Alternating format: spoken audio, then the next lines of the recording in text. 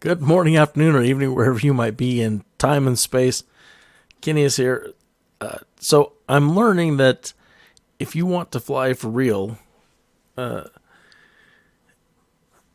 going to ask you to create flight plans like you are creating in Microsoft Flight Simulator. And you're going to have to, in some cases, when you're first starting out, put down the expected winds of the path you're going to fly. And they might even require that you do a whole bunch of math to determine the actual headings you need to be on to compensate for winds along that flight path. It gets really complicated.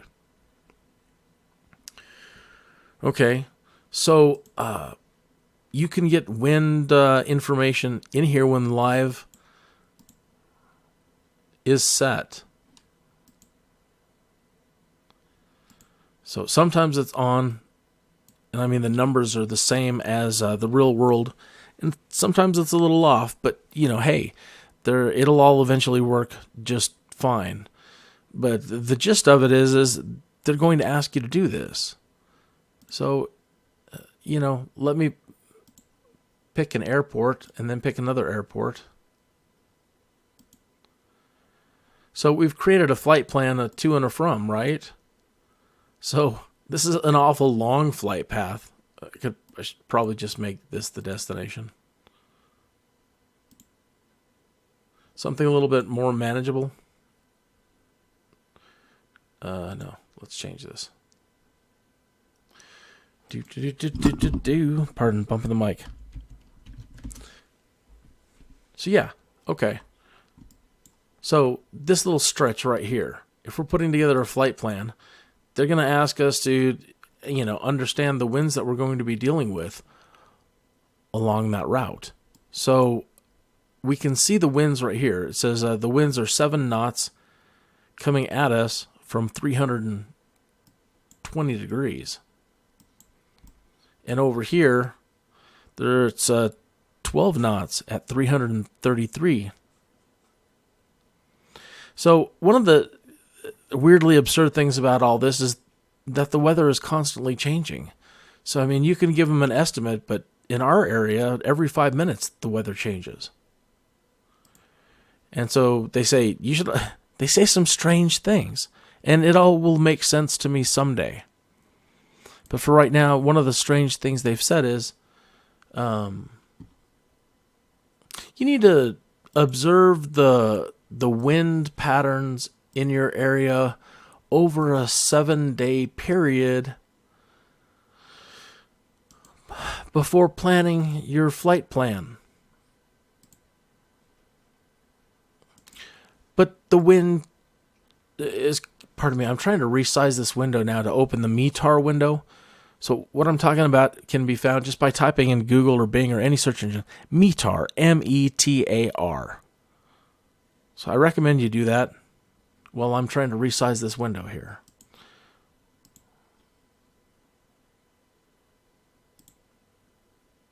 Not quite, but close, getting close. Again, it's METAR, METAR. I think you're going to like this site. It's free. It's a government site. It's you can actually type in aviationweather.gov/METAR. But usually typing METAR will take you right to the Aviation Weather Center, created by NOAA, the National Weather Service. All right. And I'm still trying to open this. So yeah, don't send me to some freaky site, Kinneas, named METAR. It's going to virus my computer. No. I wouldn't do that to you. There we go. It's centering to, it's stretching at least to the center of the screen, and now you should see that. Okay, so that's what I get when I type in METAR and I go to the aviationweather.gov/METAR. All right. So if I'm not flight planning in Microsoft Simulator and you're trying to create a real-world plan, or just compare the weather. Is Microsoft Flight Simulator doing real-world weather in your area? How accurate is it? How up-to-date currently is it running on your system? You know, and maybe you need to put in a bug report like I've been putting in. Okay, so you might need to mess with some of the options up here. Let me at least show you what I have selected.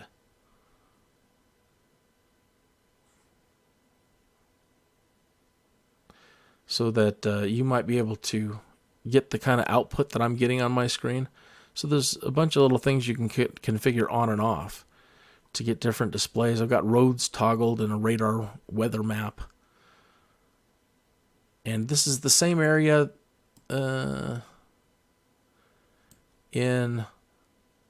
out here. We're looking at the same area in METAR on the weather maps that I currently have here. So there's Colorado Springs, there's Pueblo down here, and there is Colorado Springs right here. So back to our METAR map. This is Colorado Springs, KCOS. Hopefully you can see my mouse circling that. Yeah. And here's Pueblo right down here, coming into, starting to render it now. So if I put my mouse over the pins, and these pins give you visual information, all these numbers around it give you all this information. Here's a legend down here. So they want you to learn how to read this stuff and interpret these little symbols, and I'm working on it. But this stuff can be rather difficult to an old dog like me, and yeah, it takes a little while for it to sink in. But I've learned this much, that they do mean stuff. Like this little flag with just a notch out of it's about 15 knots. This one doesn't even have a notch out of it, so. Okay, anyway, putting the mouse on the pin again brings up the METAR information at that airport. And what I'm looking for, and what you might be needing to look for too, are the altimeter reading from that airport, and it's currently 2991.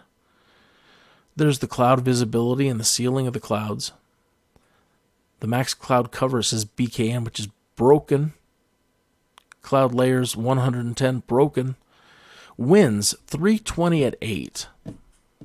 Okay, so we can compare the winds out here to the winds in there. So again, if you're going to go to a flight school, they're going to say, okay, what are the winds here and what are the winds here as you travel up to Colorado Springs, and you're going to be on a heading of, 340, but then with these side winds, what are you going to adjust to? And that's where as a noob, I'm like, hey, I'm not that far advanced. I can tell you what it's going to be, and I can tell you you're going to be drifting, and I'm going to be making compensations. But here in Colorado, in 2 minutes, that could completely change. Just like the altimeter readings from point to point. Like right now, it's 2991 right there. These can change really quickly in a very, very short distance. Now it's 2998. Now the altimeter is 3004. If you aren't paying attention to that, you are not calculating the actual proper distance to the ground. So wind maps, and then understanding, with the changing winds, the changing altimeter settings. The altimeter setting, that's a tough one for people to understand. You have to turn a little knob in your plane. Let me load up a plane and show you what I'm talking about. So yeah, how to compare the wind patterns and how to plan a route if they ask you to, or you're interested in learning about, well, what if I do? What if I'm thinking about flight school? What am I going to run into? Well, you're going to run into that. You're going to run into a lot. They're going to make you want to know everything. You're going to have to know the history of aviation pretty much, and everything they've learned since starting the history of aviation, then you're going to have to learn everything there is about weather and become an expert weather person. And you're going to have to love knowing the weather. So I haven't actually done this yet, but I'm looking into it. And I'm watching videos where they're saying, okay, well, here's the private pilot license test. And as I watch and listen to the questions and I try to answer them myself, I'm like running into the parts where, well, I'm washed out. Here, that'll be your money. I'll come back when I've learned some more. You know, those points. So being able to use METAR properly, 100%, I'd be failing right now. The whole math thing, you know, I'm sure they have software out there for dummies like me, but I'm sure they're going to want me to do, you know, to demonstrate it. At least the concept of it. How do you do it? What's the math involved? I don't know. So here we can check the weather too. The wind, it says 13.23 knots at 208. Okay, so we're at Pueblo. Let me get back to our METARs. The reading at Pueblo right now is winds at 360 at 20. So back to Microsoft.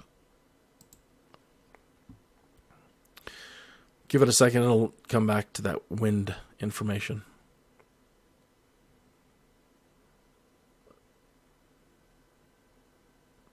.223 at 13. So yeah, right now it's varied. Let me check the live clock and see if they're on or not.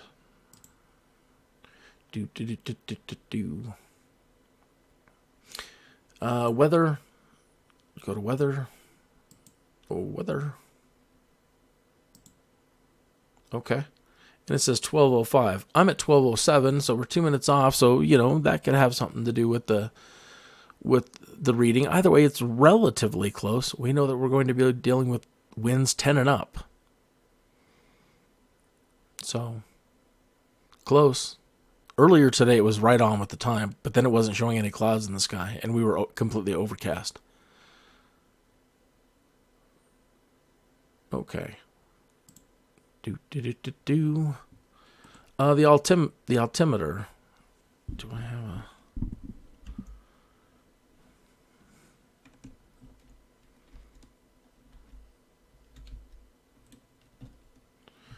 Sorry, trying to at least get over here so you can see it. So as we approach Colorado Springs, we should keep an eye on that that reading, because based on this, that's our that's our altitude. So if we don't change, let's come back over here to METAR. METAR. Okay, 3004. So we can adjust this after we take off, or at some point before landing. You have to change it to what this is. Because if you know that the runway is, 6,800 feet at runway 35 right, okay?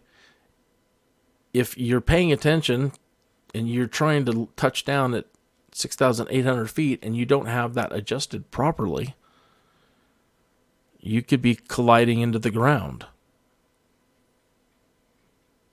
That's how they did it in Die Hard. Remember? I think that's how they did it in the second Die Hard. Remember the terrorist bad guys told Chief O'Brien to change the altimeter setting, I believe.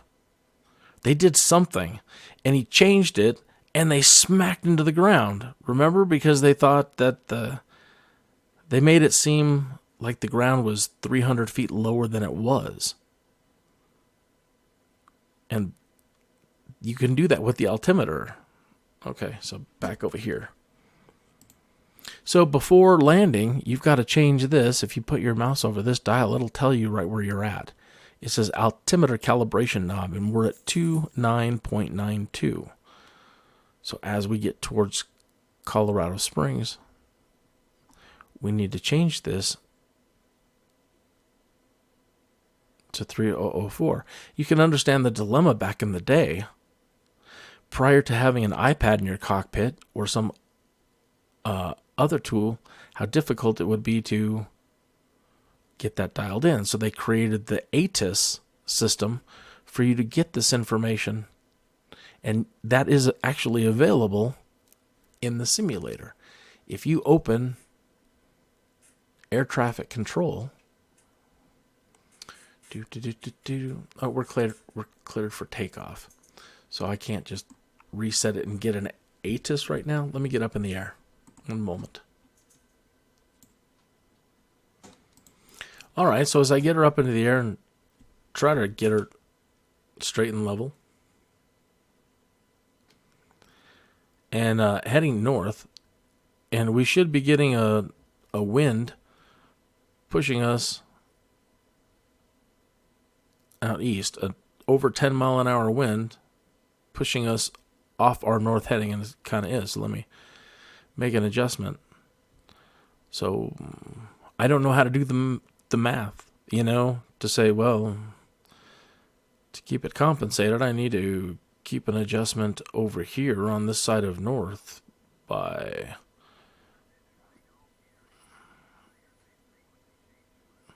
All right.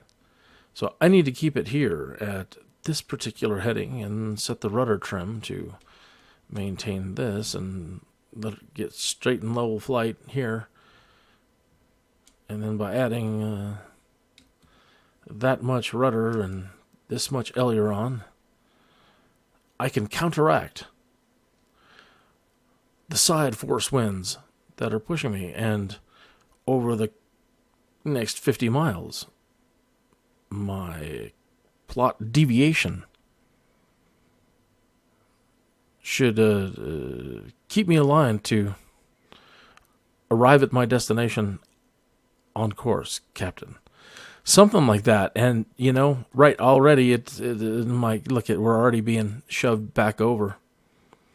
So, my math sucks. All I can tell you is, let me try to put a little bit more aileron and rudder in there, Captain. And then let's wait a minute and watch.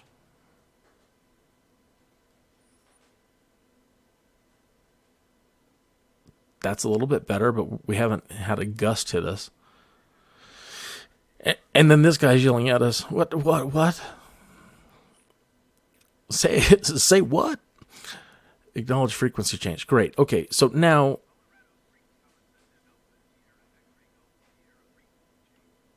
Cool. Now the ATIS thing, back to that, your altimeter. Our altimeter, Captain. Hopefully that wind will keep pushing us back, because now it wants to go more to the left. Well, let's just see what happens, in another 10 miles. But right now, the winds have changed and shifted the other way, or it seems, or just dropped for a minute, and now we're careening to the left. Yeah, how do you compensate for that, Spock? We know that we have to fix it, but, I can give you all the math in the world, but then what? How do you know that that's going to happen?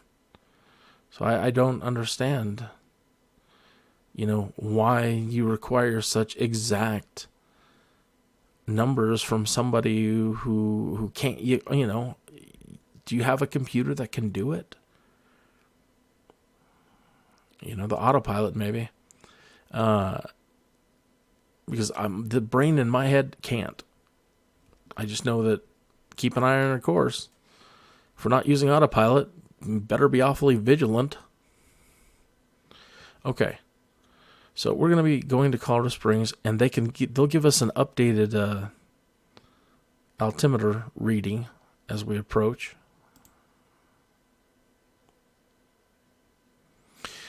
One of the other lessons I better do is teaching teaching noobs like me how to not get shot out of the sky.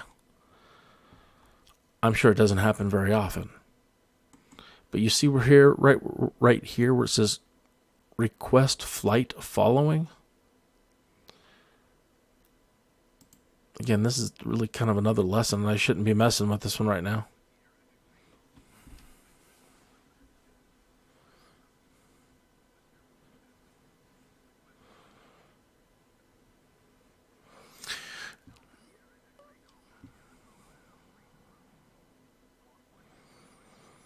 We have to input that information, and if we don't, over some airspaces, they can shoot you out of the sky. So they want 1215, and you put that in here. 1215.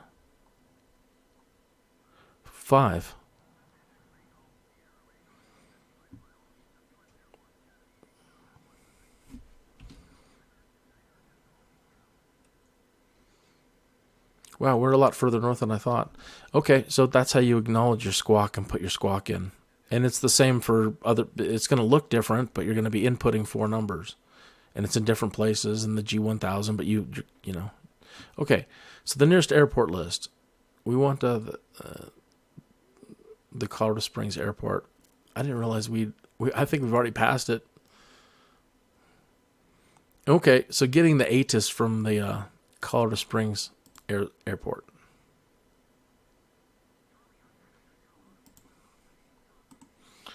He's had a lot of coffee.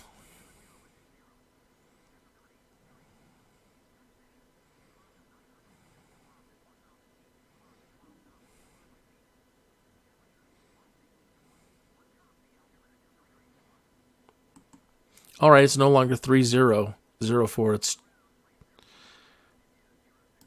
It's 2984. So now we got to dial it back. So it changes, and it can change really fast. Sometimes over days it doesn't change at all. It really stays the same. And then weather will move in, like it is right now. What did he say it was? 2980.